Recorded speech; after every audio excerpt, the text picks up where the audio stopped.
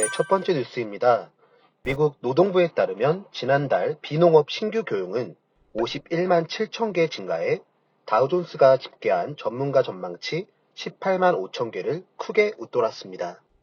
실업률도 3.4%로 전월보다 0.1% 하락한 것으로 나타났습니다. 이 수치는 1969년 5월 이후 53년 만에 가장 낮은 수치입니다.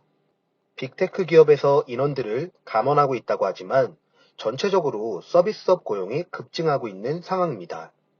고용이 늘고 실업률은 하락하면서 지난해 미국 경제를 강타한 인플레이션을 꺾기 위해 연준이 실시한 공격적인 기준금리 인상에도 불구하고 고용시장이 식지 않았다는 것을 보여주고 있는데요.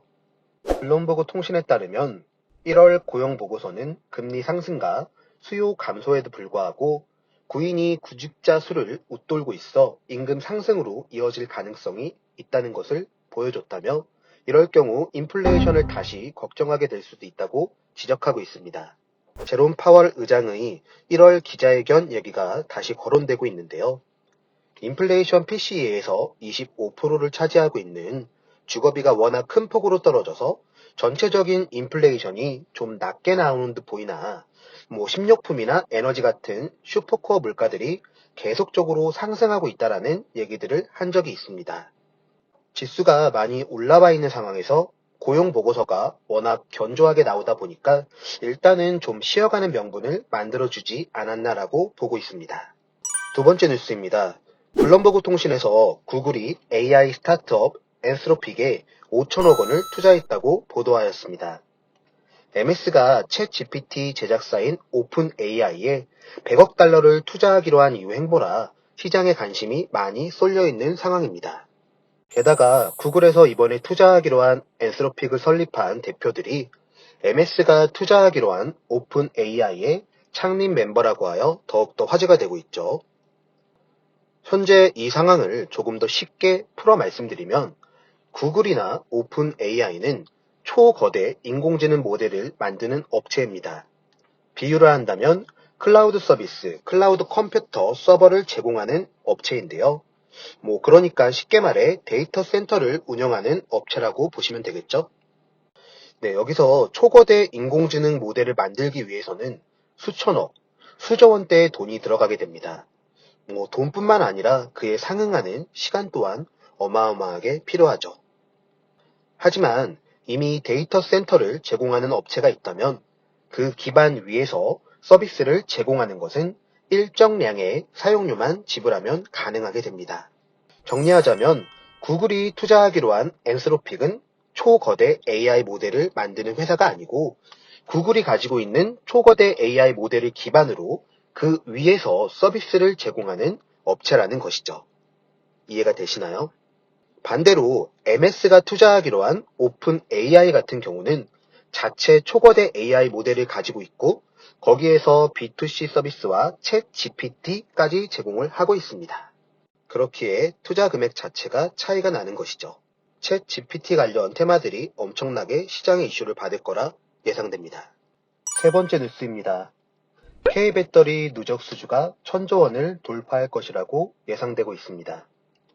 국내 배터리 3사 중 LG 에너지솔루션이 지난해 말 기준 수주 잔고가 385조 원으로 가장 많은 비중을 차지하고 있습니다.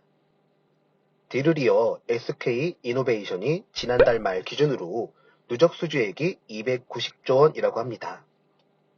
지난해 회사 매출이 7조 원대인 것을 고려하면 연매출의 40배 정도를 이미 수주를 했다는 얘기와 같은 거겠죠.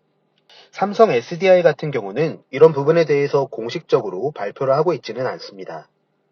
그러나 증권사 관계자에 따르면 약 140조 원 정도의 규모일 거라고 추정하고 있습니다. 공식적으로 S&E 리서치에 따르면 지난해 3분기까지의 잔고가 조사해봤을 때 700조 원이 넘는 상태였습니다. 여기에 3사 모두 미계약 물량이나 지금도 계속적으로 협의를 하고 있는 물량까지 계산하여 포함해 본다면 충분히 1,000조 원 정도가 될 것이라고 예상하고 있습니다. LG 에너지솔루션 IR 자료입니다.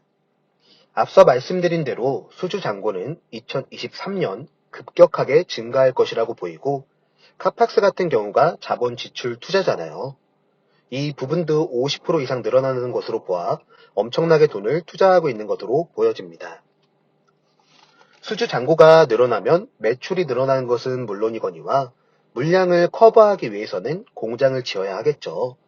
그렇게 되면 자연스레 장비회사 관련 종목들이 움직임을 보이게 될 것입니다. SK이노베이션 IR 자료입니다. 수주 잔고액을 보시면 하늘 높은 줄 모르고 급격하게 증가하고 있는 것 보이시죠? 왜 이렇게 올라가는지 이유가 궁금하실 겁니다. 맥스카파 수치를 보시면 이상한 숫자가 하나 보이실 겁니다.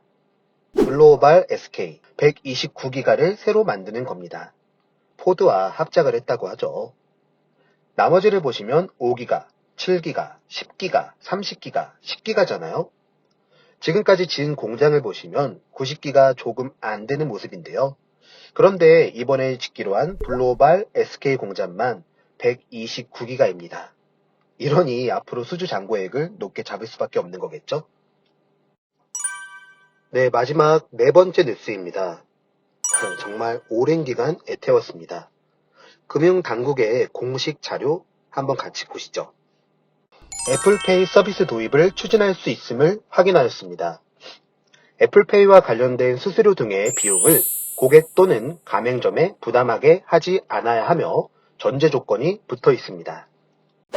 네, 여기에 대한 의미를 조금 설명드리자면 애플페이는 NFC 방식입니다. 비접촉식으로 태그하는 방식인데 우리가 신용카드를 사용할 때는 보통 긁는다고 표현하잖아요.